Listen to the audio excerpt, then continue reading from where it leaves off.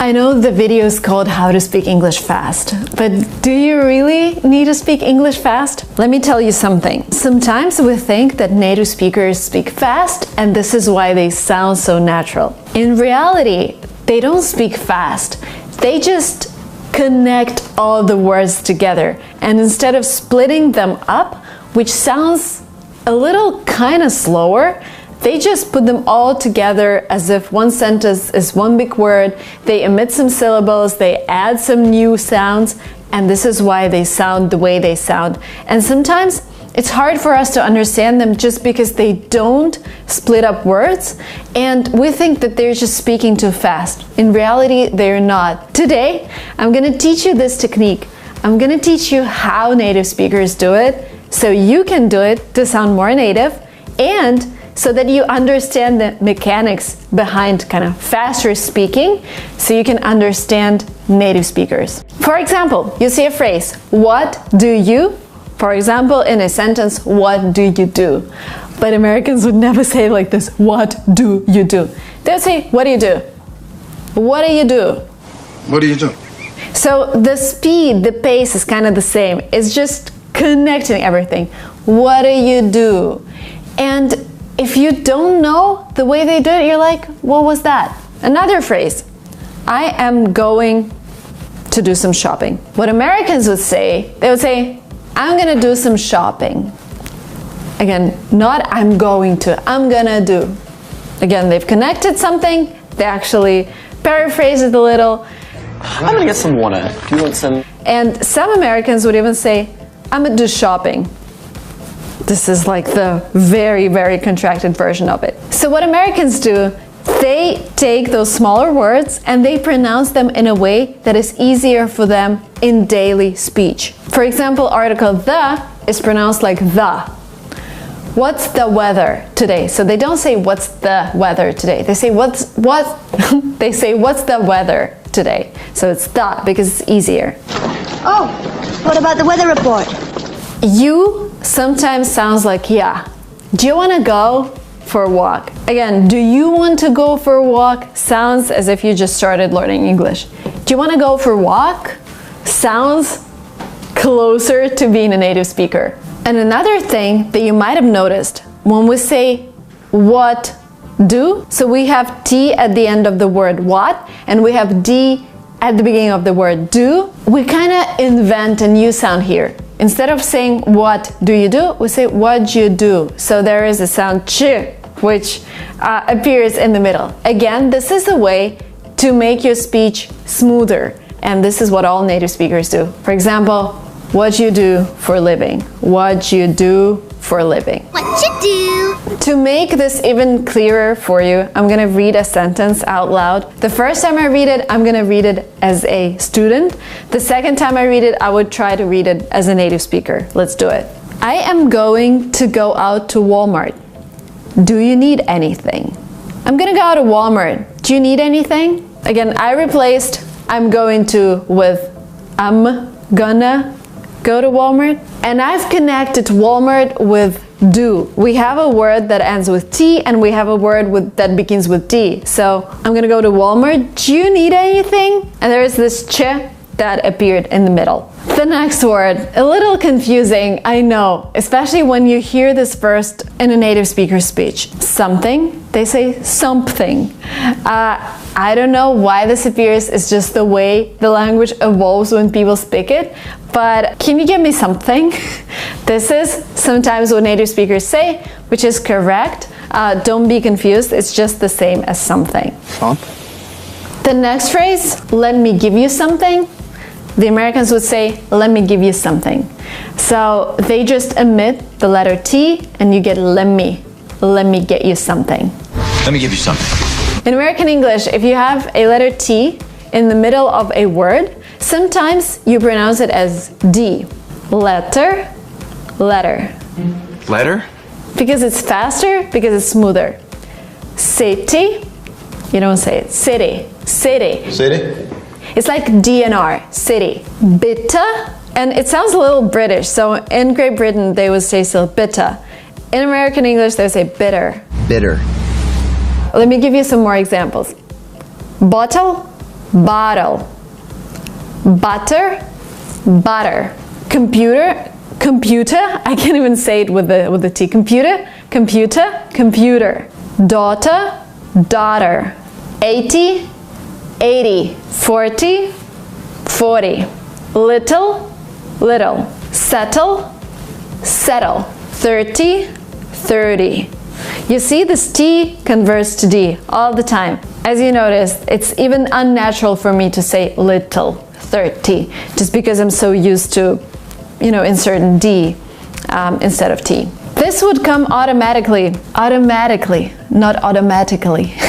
automatically to you guys when you practice. This is first the way to speak faster. Second, this is the way to speak more naturally. And third, this is an easier way to understand native speakers because you now know how the mechanics work.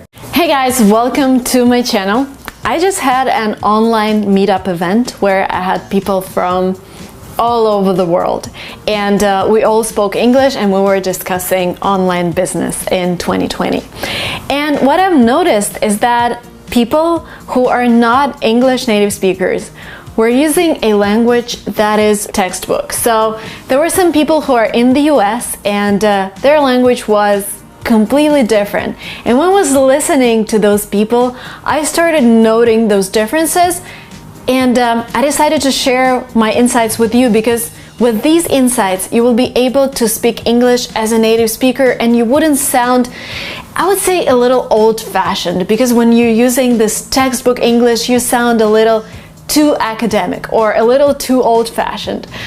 With these tips, by the end of this class, your English will be more native, will be more kind of American and modern. So if you're interested, continue watching this video. You probably know it, but not all of you are using it in your everyday speech, and this thing is reduced forms. Let's look at some examples. Instead of want to, you say wanna. I want to know. Wanna know what? I want to go to London.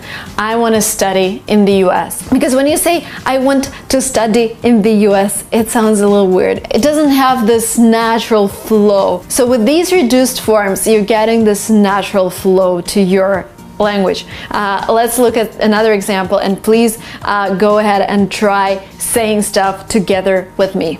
I'm going to wash the car, but you're gonna say I'm gonna wash the car. I'm gonna go wash up.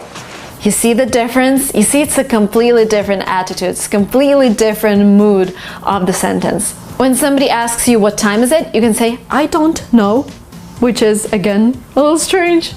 You say, I don't know. I don't know. And this D is actually replaced with R. I don't know. You're not saying D. You don't say I don't know. You're saying I don't know. It's like I don't know. Yeah, it's weird, but this is how it works with the language. I don't know. Try it. Listen, I don't know and I don't care. Yes. And the last but not the least, got to versus gotta. I gotta do my homework instead of I got to do my homework. We gotta fix it. Gotta. By the way, you can say I got to do my homework if you decide to speak British English. And this is my tip number 2. You need to decide which accent you want to adopt. Because you can speak British English, you can speak Canadian English, you can speak Australian English, you can speak American English.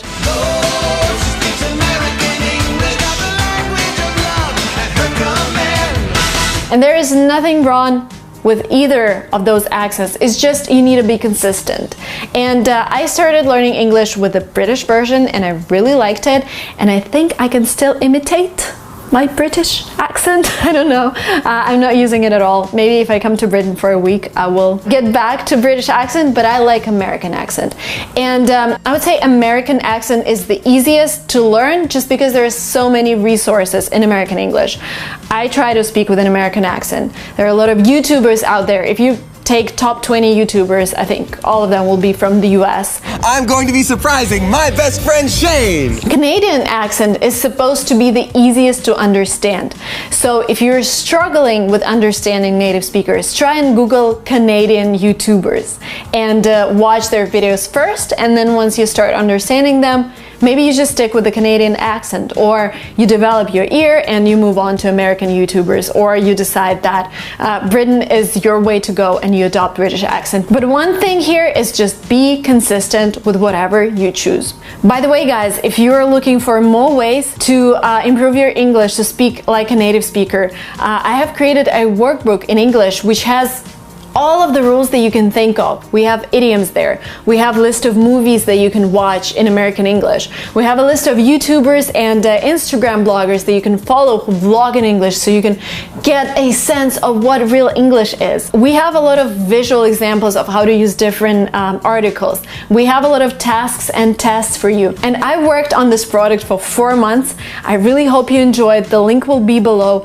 It's really interactive. It has a video from me where I explain you how to use it, where I explain you tenses in English, the most used tenses. It's really useful for any English language learner, and it doesn't matter which level you're at right now, because it covers almost every topic in English, and I think it's going to be really useful for you. The link will be below. We made it really affordable. It's a very small check, but it's a lot of value, and we've sold over 20,000 copies already, and we've got amazing reviews from students from all over the world, so the link will be below. Let me know what you think about my workbook. Now the next is learn to ignore fillers and also learn to use them. Let's take a look at a list of common fillers. Actually, anyway, basically, by the way, by the way, with I have a very interesting story. When I was reading a book, and they had this there, and I was like, what does that mean? And I started digging it up in the dictionary and I couldn't find it, and then I started googling it, and then I realized this is just the way to write the sound It took me some time, and if you encounter one of those filler words, don't try to translate them, just ignore them. And this is your way to understand native speakers. At the same time, if you need time to think during your speech, please feel free to insert them to get some extra time to think what you're gonna say next. Let's look at some other examples of filler words. I mean, incidentally, in fact, obviously, well, you know. Let's look at the sentence with filler words. By the way, I saw Mark yesterday. So obviously I said hello to him, but he basically ignored me. You see, we have a lot of filler words here that don't really affect the meaning. They just there for somebody who said the sentence to take some time to think about what's going to be next. Let's remove all the filler words and look at the sentence once again. I saw Mark yesterday. I said hello to him, but he ignored me. 13 words instead of 20 words. You see, it makes a lot of difference, especially if you're struggling to understand things. You just omit them and you go ahead, you save your time. You don't panic because you don't understand every single word. The next important thing, contractions. Contractions is also something to do with delivery, but we're talking about contractions in the language. I am.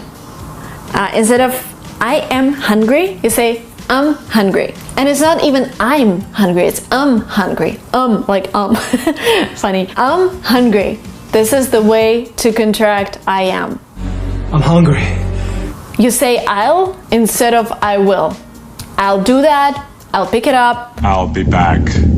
But please don't use this contraction with names. You can't say Kate will do that. Kate will do that. The only way to say will with names is to say the whole thing. Kate will do that. You cannot use contractions with names. Instead of do not, you say don't. I don't like it. It's just the way to speed up your speech. I don't like it.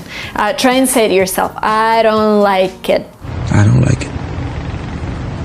I've instead of I have. I've got your back. I've done this before. I am. I've got your back. And I'd instead of I would. I'd like to join you. I'd like to stay home. I'd like to know. Pay attention to stress in your speech. What you notice right now is that I've emphasized the word stress because I want your attention on this word. Pay attention to stress. And this is what Americans do a lot. They either slow down when something important is going on, or they make their voice louder when they want to emphasize a word, or they just raise their intonation when something is really important. You see how I highlighted really with my speech. So that's also a hint for you to understand natives. They would always highlight the most important word with their intonation or loudness of their voice. Next tip, use slang. And yes, we've learned a lot of slang words with you, but I just want to emphasize that people use those slang words a lot because sometimes you learn them and you're in your country and you're like, okay, whatever. But then you start interacting with native speakers and suddenly they're like, do you want to hang out with me? You want me to hang out with you? And you're like, what was that? Hang out is to spend time together. Oh, we had a blast yesterday. It was an amazing party. We're gonna have a blast. And you're like, what does that mean? To have a blast means to have fun. So please rewatch my videos where I talk about slang words. They're really awesome. I love slang because it has a lot of culture in it. Rewatch them, try to use them in your speech when you're speaking with native speakers. And by the way, disclaimer here, if you're writing an academic essay, please don't use any of the rules that I mentioned in this video, because academic essays are all about being way too academic, boring, old-fashioned, and not the way you are in your real life, unfortunately, but these are the rules. And every cloud has a silver lining. If you know what I mean, then you've learned different idioms and proverbs and sayings. And this is another important thing to do when you're learning a foreign language. Always, always, always learn the idioms. Because if somebody says, I'm feeling under the weather, and you're like, what does that mean? Because you can't figure out from just reading this idiom what it means, because to feel under the weather means to feel bad. But how are you supposed to figure it out? If it's sunny outside, if the sun is shining, and if the weather is amazing, how can feeling under the weather be a bad thing? But it is. A little under the weather this morning. Let's play by ear. What does that mean? How can we play by ear? The only way to understand it is to learn it. To play by ear means to look at circumstances, look at what's gonna happen, and then decide based on those things.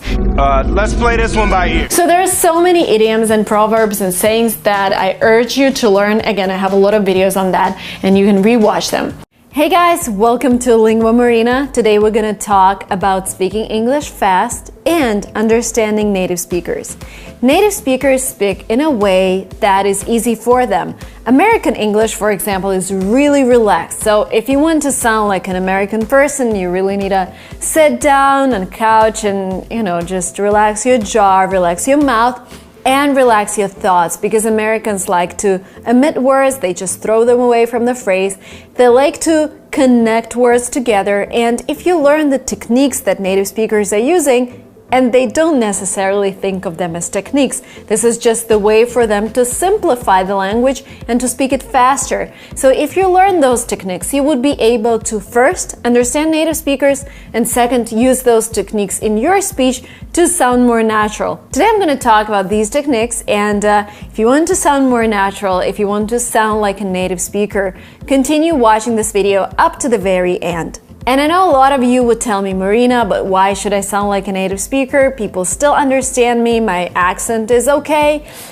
Yes, it is okay to maintain your accent, it is okay to maintain the way you speak, but in order to understand native speakers, you need those techniques. And if you want to build more trust, for example, if you're like me, who wants to raise money in Silicon Valley and you're talking to Silicon Valley investors, there are so many doubts about you, like, is your product gonna explode? Is your company good? And then your accent, and then there are so many things that make people doubt you, and eliminating your accent is one of those things, would really help you in whatever you're gonna do in English.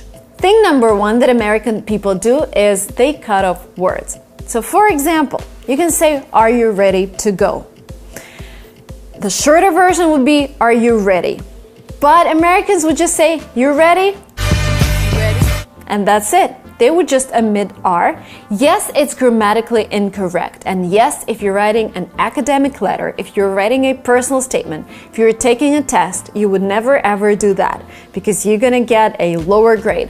But if you are speaking to a friend, if you are trying to integrate into American or whatever English-speaking country's society, you can totally do that, and you can say, you're ready. Or instead of saying, are you going? Are you coming? You can say, you coming? And that's it. Dale, you coming? Dale, you coming? Instead of saying, it was great talking to you, you can just say, great talking to you. And that's it. Again, it's grammatically incorrect, but it's widely used. The second thing that native speakers do is they shorten words. I am a fan of baseball, or if you want to be super formal, the longer version for fan is fanatic. I am a baseball fanatic. But you would never say that. You would say, I am a fan of baseball. Americans would say, ama, instead of I am, they would say ama, then they would say fan, and they would connect fan with the next phrase, fan of baseball. I'm a fan of baseball. So we see two phenomena here. First, they are omitting words. They're just throwing them away. They're contracting them. And second, they are connecting what's left. I'm a fan of baseball. And when they speak faster, I'm a fan of baseball, you see, it was really fast. And unless you're used to people doing this, unless you understand that this is the technique that you're using, you're gonna have trouble understanding. Another tip for you, if you watch somebody's mouth, it's a lot easier to understand what they're saying. So if you're trying to understand a movie, really watch the actor, really watch what they're doing with their mouth. If you want to understand a song, I would switch on the music video and hope that the singer is actually singing, lip singing in the video, so you can follow their lips. And this is why it's really hard for you to speak on the phone, because you don't see the person and there is no like visual hint for you what kind of things they're saying. But I promise you it's gonna come. The more videos you watch on this channel, and if you're not yet subscribed, hit subscribe button. The more videos you'll like on this channel, the better your English gets and the easier it will be for you to understand native speakers. Some other examples of people contracting words, saying congrats instead of congratulations. Congrats on your birthday instead of congratulations on your birthday. Congrats on your new apartment. Totes is a contraction of a word totally. And the most widely used contraction is thanks instead of thank you. Thanks for your compassion. The next thing you need to learn is to understand hints.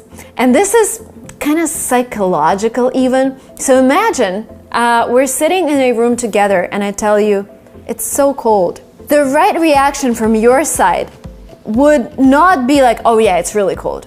But if you can do something, like maybe you could close the window, because I said it's cold, maybe I'm visiting you at your place and I say it's really cold, and maybe you know that the air conditioning is on and you would be like, oh, do you want me to switch off the air conditioning? Or do you want me to close the window? Or, oh yeah, I know it's really cold, do you want to use my sweater? So really, Americans, they don't really tell you directly what they want because they don't want to offend you. They don't want to force you to do something, but they're kind of giving you hints. It's a little cold here. You know, I feel a little uncomfortable working with that person. And they're not telling you directly that they don't want to work with that person. They want you to take action. They want you to make a decision. Or for example, you know, I don't really have time tomorrow to come, and then you should offer something different. So really look for those hints. Again, Americans would never tell you directly. Well, they would, some of them would. But in a lot of formal situations, they would kind of navigate you towards what they want. Next thing you need to learn is to detect sarcasm. For example, we're sitting in the same room. We're in Los Angeles and it's 100 degrees outside, which is almost like 37 Celsius. And I tell you, oh my God, it's so cold. It's so cold! And in this situation, you need to know that it's hot in here. And you need to understand that it's sarcasm. And there's no need to switch off the air conditioning or offer me a sweater. So you need to also learn what's sarcasm. And I know in different countries, jokes can be different. And the more movies you watch in English, the more bloggers you follow, the more interaction you have with native speakers, you're gonna learn it. Because when I first came to an English-speaking country, I didn't understand sarcasm. And when my host family's father tried to joke, I would take everything seriously and I would be like, really? We were walking on Bond Street, which is like one of the most expensive streets in London, and they have like all of the Louis Vuittons, Chanel and stuff. And he was telling me, you know, you need to sell a house in order to walk into the store. And I'll be like, well, really?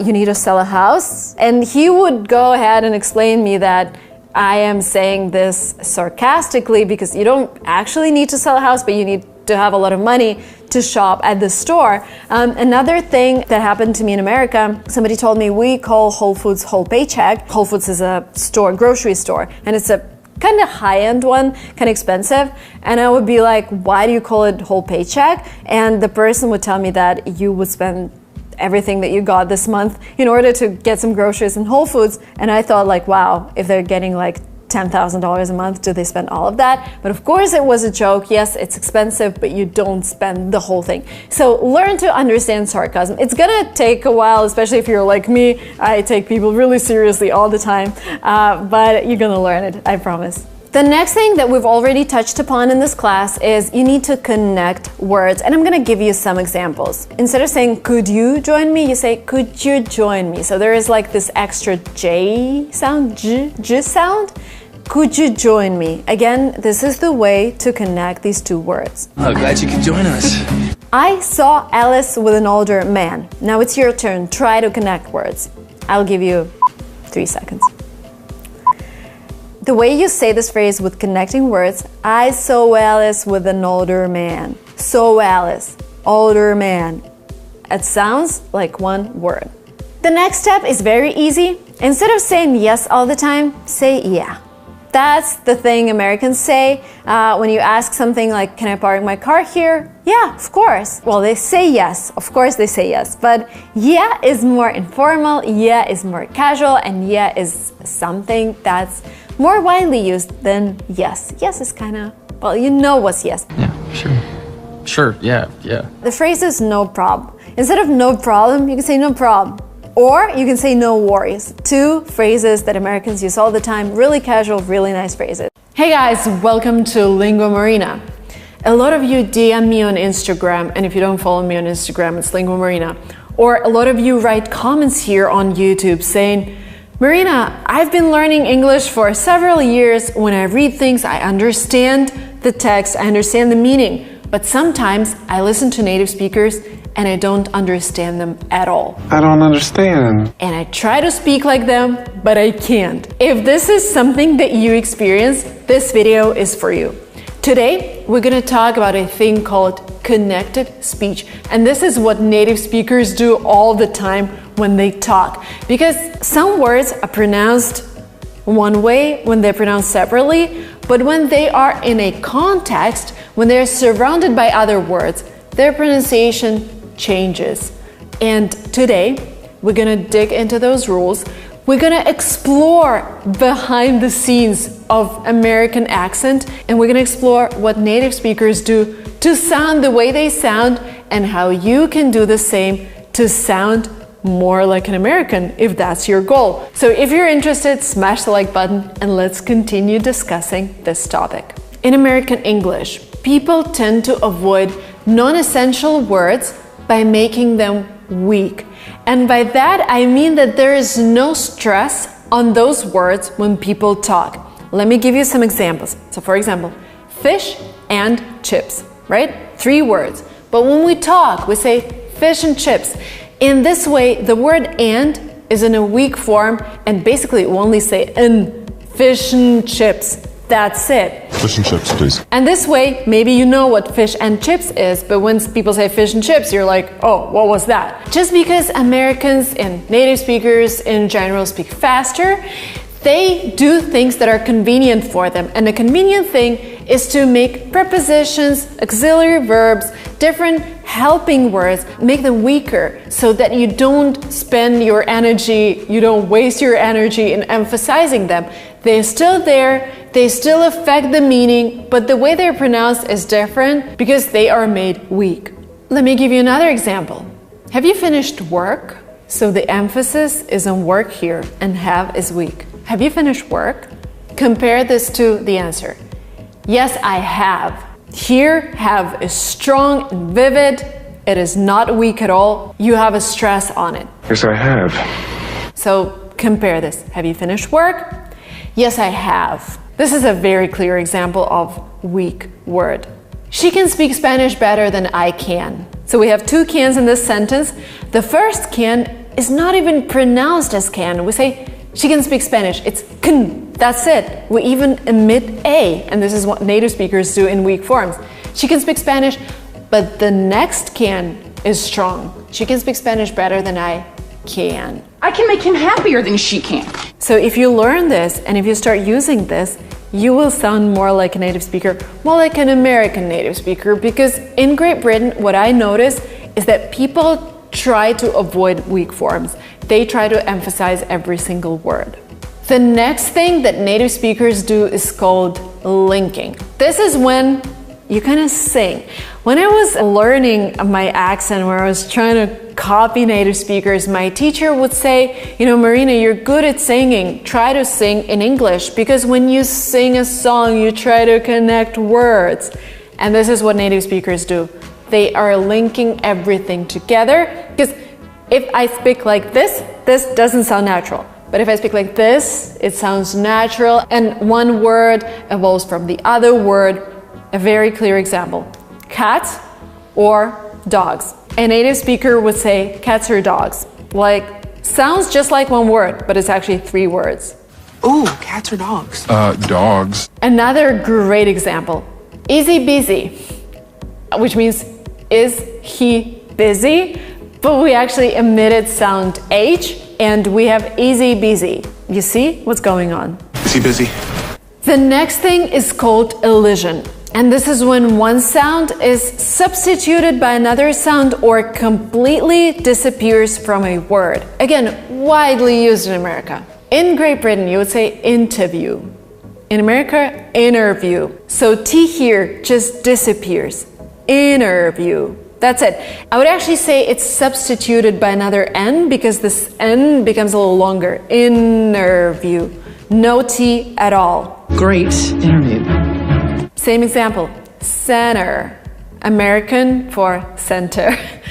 So T is substituted with this longer N, and you get center, not center. And center is very British. Learning center? Wanted instead of wanted. Butter instead of butter. And this is another thing Americans do. When you have double T, it is substituted by D, and it's again called elision. Butter, not butter. But again, if you want to sound more British, butter is the pronunciation you would go for. Butter. Next door. This is where we have both linking and elision, because next door is the way we would pronounce it if we were at school and the teacher told us pronounce everything. But if we want to sound more American, we'll say next door, where the T disappears and 2 words get linked together. Oh, next door. And another great example, most common. Just listen to what's happening here. Most common. T disappears, the words are linked together. Most common. That's it. Again, the way you practice it is that you just listen to people and you kind of have this in mind, what you just learned. When you have this in mind and you start noticing it, it will become a lot easier for you to understand native speakers. And once you start noticing those things, the way native speakers use them, you will start using them yourself, and your speech would become even better. Assimilation. I'm pretty sure a lot of you guys love American songs, and you hear people saying don'tcha, won'tcha, and you're like, what does that mean? We didn't learn that at school. Let me explain this. Assimilation is when 2 sounds combine, producing a new sound. So instead of saying don't you, Americans say don'tcha. Again, this is not like every American would do that, but this is very common, and you would hear that in pop culture. You would hear teenagers do that. You won't really hear a professor at Stanford do that, because they try to speak a more formal language. What we're learning here is more, common thing. So don't you would be replaced by don'tcha. Won't you would be replaced by won'tcha. The same with meet you. It was very nice to meet you. It's very kind of British / formal. Was great to meet ya. This is an American version, and very, very, I'd say California, when you're talking to your friends, you'd say it was great to meet you. Did you? I can't even pronounce it the way I would pronounce it back when I was like at school. Did you? People don't really say that. They say did you? Again, this new sound between the 2 words. If you only think that people are emitting sounds, they actually add new ones. This is called intrusion. Let me give you a couple of examples. Do it is pronounced as do it. So we kind of have this extra letter between the two words, W, and it's pronounced as you do it. How did you do it? Do it. He asked. Again, you can say he asked, but you would say he asked me to go out. We're singing in a language to sound more natural. So this he asked, we have this extra Y between these two words, and this is why it sounds like he asked. He asked.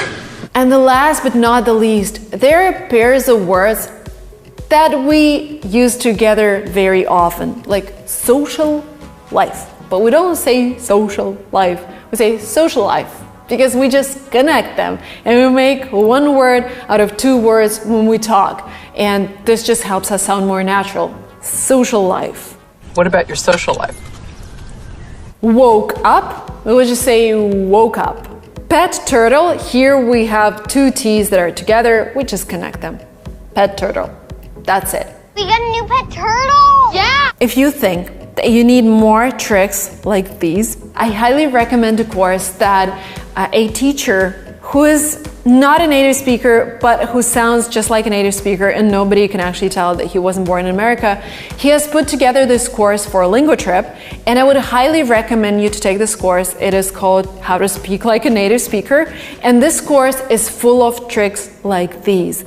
And in this course, you would learn them, you would practice them, and you would hear a lot more examples than I've given you today. So if you are on track to speak like a native speaker and to understand natives, then the link will be below. It's gonna wait there for you. Please take this course and improve your speech. Thank you so much for watching this video up to the very end, guys. Hit subscribe to this channel in order to not miss my next videos, and I will see you very soon on this channel and on my Instagram, Lingua Marina. Thank you and bye.